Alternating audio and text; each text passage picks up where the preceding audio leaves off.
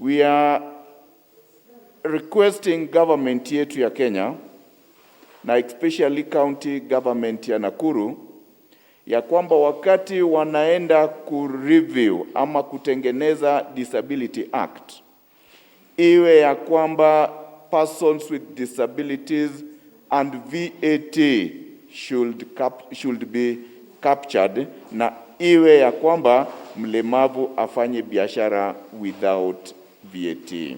Vile vile kuna hizi tenders ambazo huambiwa ni za wamama wanaoishi na ulemavu. Hizo tenders sisi kama wamama hatuzipati. Tuko na kampuni ambazo tumesajili, but hizo tenders hatuzipati. Tungependa tujue kwamba huwa zinaenda wapi. Ni akina nani hao hupata hizo tenders?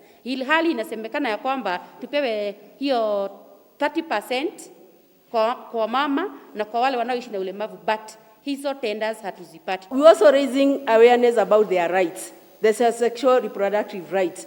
Sometimes you have had, they go for medical checkup, and like you're not supposed to be in this queue.